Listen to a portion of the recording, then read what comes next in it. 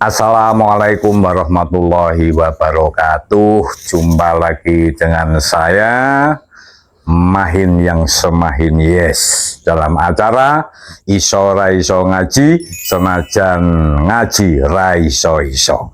Kali ini pertemuan ini akan membahas tentang sholat, yaitu sholat 5 waktu yang setiap hari kita jalankan, namun dengan sholat yang dijamak dan dikosor. Untuk itu, narasumber yang akan hadir pada kesempatan kali ini adalah beliau Bapak Kyai Ahmadi, Ketua Pengajian Rebon Sedunia, dan beliau Bapak Kyai Munajat sebagai Sekjen daripada pengajian Rebon tersebut. Jamaah yang berbahagia dimanapun Anda berada, untuk siap menyimak apa yang kami paparkan nanti, dan tolong diperhatikan yang sungguh-sungguh karena ini menyangkut daripada kewajiban kita untuk menjalankan sholat. Untuk itu tidak perlu lama-lama, kita panggil narasumber yang akan memaparkan materi tentang jamak dan qashar, yaitu yang pertama beliau Bapak Kyai Ahmadi. Kepada beliau mohon untuk segera ke sini dan untuk memberikan nanti paparan tentang sholat jamak dan sholat qashar. Assalamualaikum Pak Kyai Ahmadi. Waalaikumsalam warahmatullahi wabarakatuh. Bagaimana penerbangannya, lancar? Alhamdulillah. Ketawa. Apa tadi pramugarinya nggak ada di pesawat? Lah ini kan pemirsa dimanapun Anda berada, mohon maaf Pak Kyai Ahmadi memang kayak gini, jadi kebanyakan tertawa. Untuk itu kami undang narasumber yang berikutnya, yaitu Bapak Kyai Munajat. Beliau adalah Sekjen Pengajian Rebon. Wah, monggo silahkan Pak Kyai Munajat. Nah, ini dari benua Jemblong. Bagaimana kedatangannya, lancar di perjalanan? Alhamdulillah perjalanan lancar, walaupun tadi ada rintangan sedikit-sedikit, ada orang nyebrang. Alhamdulillah bisa diatasi, sehingga alhamdulillah sudah sampai pada studio. Ya, alhamdulillah. Terima kasih kehadirannya kami ucapkan. Untuk para hadirin sekalian dan jamaah dimanapun Anda berada, tolong perhatikan dan tolong disimak dengan baik-baik paparan yang nanti akan kami sampaikan. Sekali lagi mohon maaf untuk yang belakang sendiri itu loh. Nah, mohon maaf yang belakang sendiri duduknya, tolong jangan Anda bergurau dulu. Ini diperhatikan agar nanti sholat Anda ini benar-benar memenuhi tata cara rukun wajibnya ini terpenuhi semua. Jangan sampai nanti Anda dalam perjalanan ini menjalankan sholat tidak tahu tentang jamak dan tidak tahu tentang qashar. Maka dari itu mohon diperhatikan untuk jangan berbicara dulu. Nah, yang tengah, yang duduk tengah, tolong menghadap ke sini, menghadap ke kami agar keterangan dari kami nanti bisa kami sampaikan secara detail dan jelas. Pemirsa dimanapun Anda berada, jamaah pengajian. Pemirsa jamaah pengajian dimanapun Anda berada di dunia ini, sholat 5 waktu adalah pekerjaan kita sehari-hari, karena itu sebuah kewajiban. Kewajiban kita sebagai umat Islam untuk menjalankan, yaitu sholat 5 waktu. Ada duhur, asar, maghrib, isya, dan subuh. Nah, sholat 5 waktu ini pada suatu saatnya ini bisa dikerjakan, 2 sholat ini bisa dikerjakan dalam 1 waktu. Dan sholat yang 4 rakaat seperti duhur, asar, isya ini juga bisa dikerjakan hanya dengan 2 rakaat. Nah, yang dikerjakan 2 sholat dalam 1 waktu ini dinamakan sholat jamak. Adapun yang sholat 4 rakaat dikerjakan menjadi 2 rakaat ini dinamakan sholat qashar. Nah, untuk itu daripada kita mentelaah satu demi satu, ini sangat lama dan sangat membuang waktu. Untuk itu para jamaah sekalian, kami mohon perhatiannya untuk memperhatikan keterangan dari kami nanti.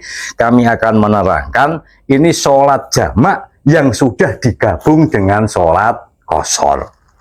Keterangan yang Anda mungkin sudah ketahui, sholat yang bisa dijamak adalah sholat duhur dengan sholat asar, atau sholat maghrib dengan sholat isya. Adapun subuh ini tidak bisa dijamak. Nah, yang dinamakan jamak takdim ini sholat duhur dan sholat asar dilakukan di waktunya sholat duhur. Yang dinamakan jamak takhir, sholat duhur dan sholat asar ini dikerjakan di waktunya sholat asar. Begitu juga maghrib dan isya.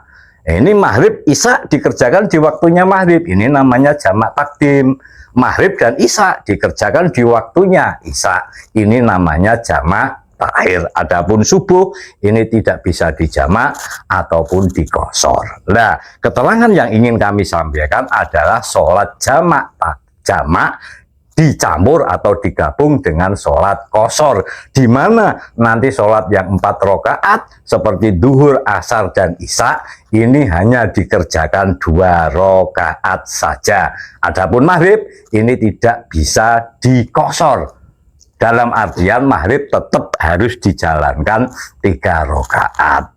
Untuk itu kami persilahkan kepada Bapak Kiai Ahmadi untuk memberikan penjelasan dan keterangan tentang sholat jamak dan qashar yang digabung jadi satu. Ini dengan singkat, padat, dan akurat.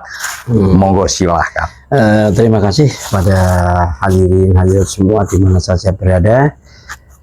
Tadi sudah dipaparkan oleh Bapak Yai Nur Mahin tentang sholat jamak, yaitu mengumpulkan 2 sholat dijadikan dalam satu waktu, baik jamak takdim ataupun jamak takhir. Nah, sekarang tentang masalah jamak qashar.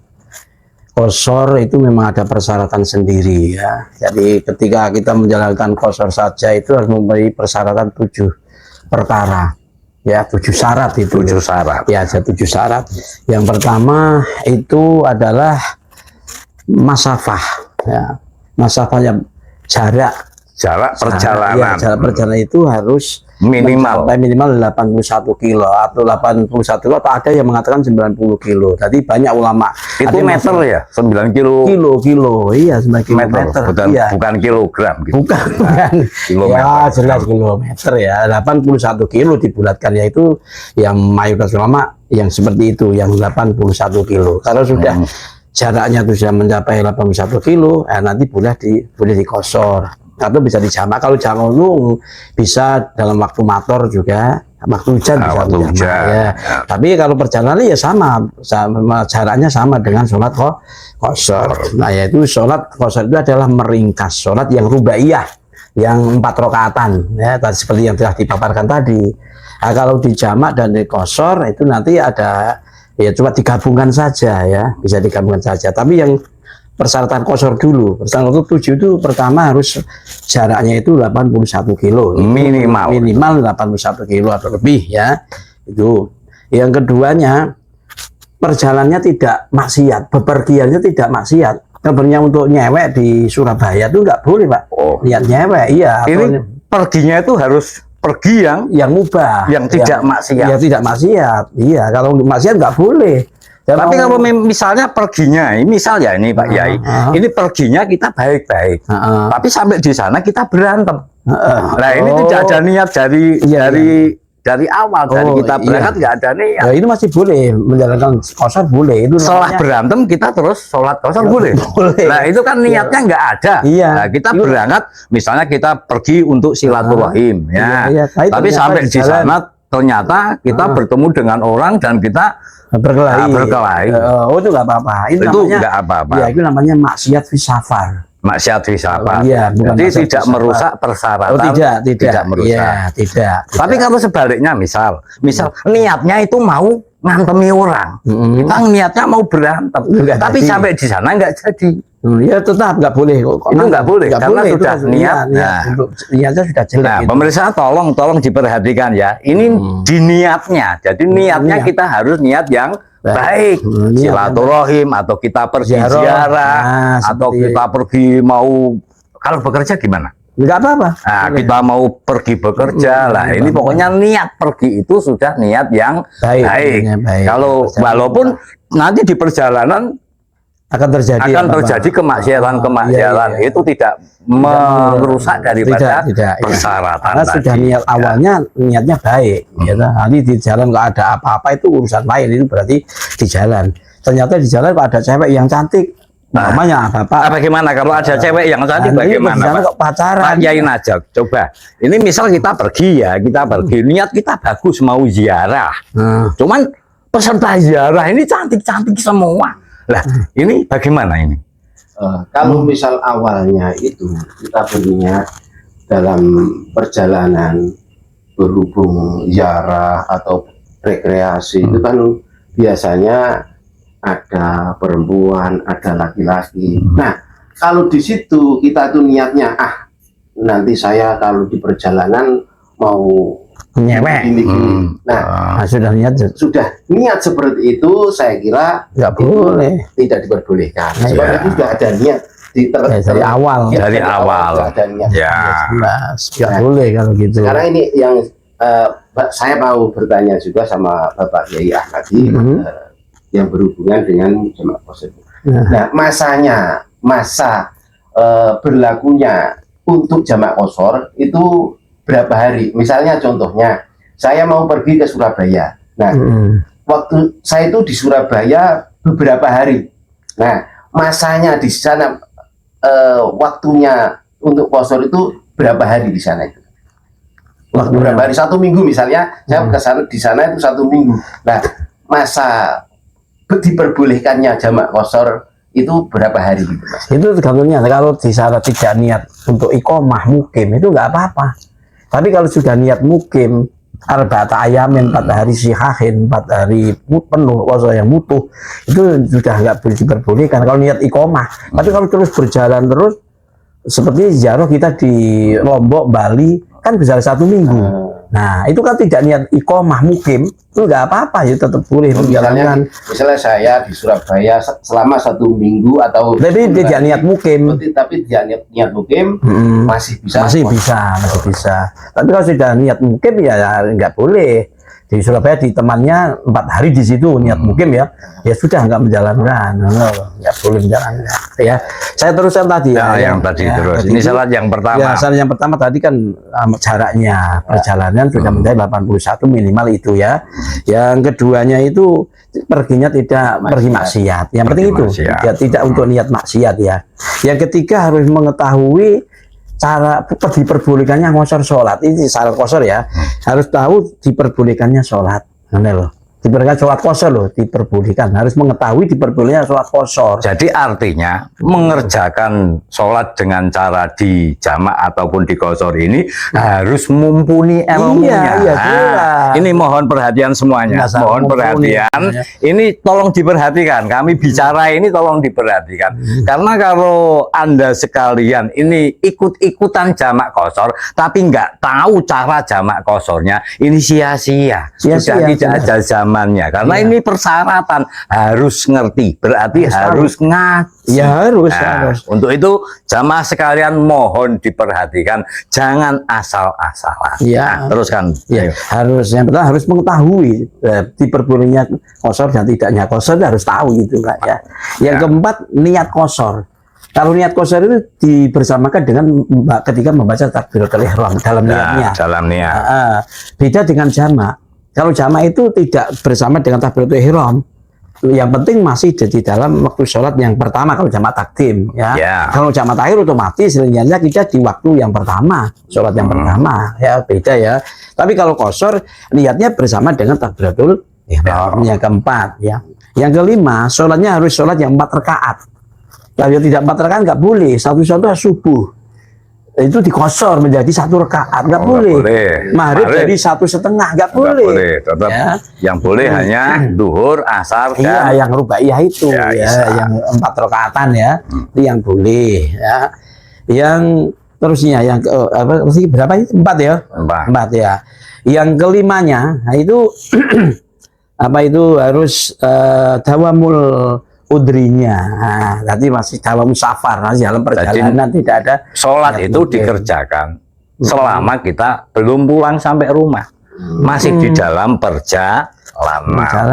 Jadi kalau kita sudah sampai rumah, kita sudah masuk desa kita, berarti persyaratan kosornya sudah. Ya. Jadi pertama tadi jaraknya 81 kilo, akhirnya tidak niat maksiat atau yang mubah. 3 harus mengetahui tentang kosor itu, sholat kosornya. Keempat niat jamak. Terus sholat yang dijamak harus, sholat yang dikosor harus rubaiyah. Yang rubaiyahnya ya. Terus dawamul udri yang keenam dawamul udri itu ya, safar, dawamul safarnya itu loh. Jadi masih dalam perjalanan, belum sampai rumah. Belum sampai rumah. Yang ketujuh, tidak boleh mengikuti orang yang sholat sempurna, nggak boleh. Nah, misal walaupun itu musafir atau tidak, imamnya itu sholatnya kok sempurna, misalnya tidak dikosor, nggak boleh kita ngikut yang sholat sempurna. Jadi makmumnya kosor, imamnya harus kosor. Iya. Itu kalau imamnya sholat tam, sholat yang sempurna, ini makmum tidak boleh kosor. Ini pertanyaan Pak Mati. Iya. Lalu semua hadirin, bahkan pemirsa semuanya bisa biar pada mengerti yang hubungannya adalah dengan niat sholatnya. Nah, bagaimana niatnya sholat jamak, jamak kosor ataupun jamak takhir atau jamak takdim atau jamak kosor, niatnya seperti apa gitu? Lafalnya apa? Ini terus untuk lebih mempermudah prakteknya, langsung prakteknya saja Pak ya. Jadi kita praktekkan, misalnya kita ini duhur sama asar mau dikerjakan di waktunya duhur. Nah, ini jamak takdim dengan kosor. Nah, ini bagaimana? Ya niatnya kalau di Arab kan seperti ini, nawaitu usoli fardhu zuhri majmu'an bil asri kosron lillahi ta'ala. Seperti itu. Itu waktu sholatnya duhur. Sekarang untuk waktu sholat yang keduanya, itu niatnya seperti apa? Maksudnya yang asar. Yang asar. Ya sama. Usoli nawaitu usoli fardhu asri majmu'an bidzuhri, itu saja. Tinggal dibalik. Iya, tinggal dibalik. Nah, ini para pemirsa sekalian mohon untuk diperhatikan. Jadi lafal niat jamak dan kosor ini usoli fardhu duhri majmu'an bil asri kosron. Ya. Kalau Anda makmum tambahin makmuman lillahi ta'ala. Kalau Anda imaman lillahi ta'ala. Atau lafalnya maksyurotan juga boleh. Ya boleh. Ini kan kita cari yang simple aja biar orang-orang cepat paham. Jadi usoli fardhu duhri majmu'an bil asri kosron. Nah, niat itu kan di dalam hati. Kalau di dalam hati tidak perlu tidak harus dengan bahasa Arab. Cukup dengan bahasa Jawa. Niat ingsun salat duhur jamak takdim bareng asar kosor. Itu kan. Sudah, itu sudah cukup. Nah, ini yang pertama kalau dikerjakan di waktu duhur, ini kita sholat duhur dulu 2 rakaat. Setelah salam, kita naik lagi, kita sholat asar. Nah, ini lafal tadi dibalik. Niat ingsun sholat asar jamak takdim dengan duhur kosor makmuman lillahi ta'ala. Selesai. Gampang kan ini? Hadirin sekalian dimanapun Anda berada, jamaah pengajian, tolong niat ini betul-betul Anda pahami, betul-betul Anda hafalkan, ini di dalam hati. Nah, sekarang ini jamak takdim. Kalau yang jamak takhir ada perbedaan. Kalau jamak takhir kan niatnya sudah di waktu sholat yang pertama. Jadi cukup niat kosornya saja. Niat kosornya. Jadi usoli. Ya usoli fardhu dhuhri kosron atau maksurotan lillahi ta'ala. Cukup. Dalam ketika takbiratul ihram. Takbiratul ihram. Iya. Nah, kalau niat pada waktu duhur untuk nanti saya sholatnya mau jamak takhir. Nah, ini kita kan harus niat. niat dalam hati untuk menjamak takhir. Iya, iya. Nah ini kan di waktu duhur. Itu bisa dilafalnya gimana? Oh, kalau dilafalkan, ya nanti usoli takhirud duhri ilal asri li ajma'a bainahuma. Jadi begini para pemirsa jamaah dimanapun Anda berada, misal ini sholat duhur kita kerepotan waktunya masih di perjalanan, lah kita melihat waktu ini tidak mungkin untuk menjalankan sholat duhur sekarang lah. Ini kita niat di dalam hati, kita niat nanti sholat duhur ini mau saya kerjakan, saya jamak dengan asar. Nanti di waktunya sholat asar itu namanya jamak takhir. Nah, ini harus diniat. Kalau tidak diniat di waktunya duhur, ini nanti kita kehilangan duhurnya, asarnya juga tidak bisa dijamak. Harus disempurnakan atau dikosor. Kalau dikosor bisa ini. Apanya? Bisa, asarnya bisa. Dikosor bisa, tapi tidak bisa dijamak dengan duhur dan kita mengkodo sholat duhur. Nah, pertanyaan lagi biar semua para hadirin dan semua pendengar itu bisa pemirsa bisa sebentar. Minta maaf untuk yang duduk di tengah itu, tolong jangan tidur. Ini diterangkan begini kok malah tidur. Anda nanti tidak ngerti. Kalau Anda tidak ngerti tentang jamak dan kosor ini bukan tanggung jawab kami sebagai panitia. Anda harus tahu, tolong yang tengah itu, yang kudung merah dan kudung hitam, jangan tidur ya. Ayo, monggo kita lanjutkan, Bapak Yai Maja. Pertanyaan, berhubung ziarah itu kan kebanyakan itu para kiai, otomatis para kiai itu punya wadifah, wiridan yang banyak sekali.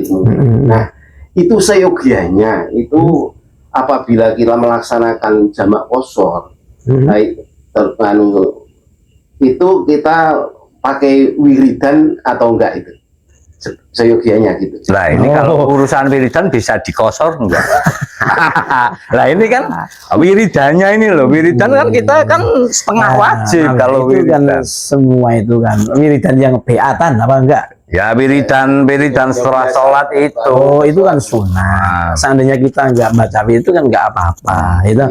Tapi alangkah baiknya ya tetap dibaca yang bagus. Ya. Nggak seyogianya gitu kan dalam perjalanan, sedangkan sholatnya aja dikosor, berarti kan diringkes. Nah kok malah itu apa wiridnya panjang sekali, misalnya itu kan apa menusake jamaahnya itu kasihan dilaksanakan apa depending waktu yang berikutnya gitu. Nah, ya tetap kita kalau memang sudah itu menjadi wadifah setiap hari kita harus wiridan sebagai orang NU dibaca, tapi ya melihat makmumnya lah, jangan terlalu panjang ya, seperti cuma bacanya kan cuma subhanallah alhamdulillah 33 itu tuh, itu kan sebentar. Terus untuk imam ini ya, untuk imam ini kebanyakan orang-orang jadi imam sholat jamak dan kosor ini karena memang melakukannya hanya 2 rakaat. Wah ini mentang-mentang hanya 2 rakaat terus surat yang dibaca ini surat yang panjang-panjang, Yasin, Waqiah, ini bagaimana ini? Kalau untuk orang bepergian kan banyak capeknya, banyak waktunya itu kan mepet-mepet untuk yang ini, untuk mandi, untuk makan dan lain sebagainya. Tapi kalau imamnya itu baca suratnya malah surat yang panjang, ini kan tidak ada tidak ada rasa belas kasihan. Ya namanya kita kan diberi kemurahan itu oleh Allah untuk menjalankan sholat semacam itu. Penghentikan yang himbauan untuk suratnya itu mungkin lebih pendek atau terserah gitu. Ya memang dalam sholat berjamaah itu sebagai imam harus tahu keadaan makmumnya. Kalau makmumnya itu memang sudah sepakat untuk membaca suratnya lama, nggak apa-apa. Tapi kalau makmum itu kan beda-beda ya. Ada yang makmum itu mempunyai pekerjaan yang banyak, ada yang tidak mempunyai pekerjaan, ada yang capek, ada yang tidak capek, gitu. Nah, maka menjadi imam harus tahu ya sholatnya di value khafif, diringankan, dicepatkan. Ya, tapi dicepatkan. Bukan mentang-mentang sholatnya hanya 2 rakaat terus suratnya diperpanjang. Ini kan tidak rusuh lagi namanya. Iya, kita lihat makmum memang Islam itu kan agama yang hanifiyatun samha, murah aja ya. Jadi kalau dalam keadaan memang bepergian dan kita capek, lelah, ya kita pakai yang rusuh itu boleh. Mungkin yang wajib saja bisa diambil ke yang enak-enak, toh, Pak. Ya. Apalagi yang sunat, Yang nah, gitu, sunat, toh. gitu. Nah, ya. Terus ada lagi ini pertanyaan semua pemirsa itu pada ngerti juga. Nah itu apa seyogianya sebelum sholat itu ada adzan, iqomah itu disertakan nggak itu? Oh iya, tetap disunatkan. Tetap disunatkan. Ada dari kau tetap disunatkan. Itu kan Ya, sunat sebelum kita melakukan iya, sholat. iya, tetap disunatkan. Ada komar gitu juga. Iya, iya, iya. Sudah jelas semua mungkin ya. Mungkin pemirsa dimanapun Anda berada, durasi kita hanya sebentar, mohon maaf sekali. Keterangan yang kami sampaikan insya Allah sudah detail, dan bagi kita orang-orang awam, ya insya Allah bisa menerima keterangan dari kami. Untuk itu mohon nanti dilaksanakan sebaik mungkin. Kalau ada yang kurang paham, keterangan kami bisa diulangi lagi, diputar kembali. Anda punya channel ya, buka Kiai Rebon di YouTube, ini keterangan nanti bisa Anda ulang-ulang lagi. Sekian dari kami, demikianlah acara iso raiso ngaji, senajan ngaji raiso-iso. Kami sampaikan kepada seluruh jamaah dimanapun Anda berada. Sekian dari kami. Terima kasih sekali lagi kami ucapkan kepada Bapak Kiai Ahmadi, kepada Bapak Kiai Najat telah berkenan hadir menjadi narasumber kami. Mudah-mudahan semuanya bermanfaat, tidak hanya di dunia, tapi bermanfaat dunia sampai akhirat. Sekian, mohon maaf atas segala kekhilafan. Wassalamualaikum warahmatullahi wabarakatuh. Waalaikumsalam warahmatullahi wabarakatuh.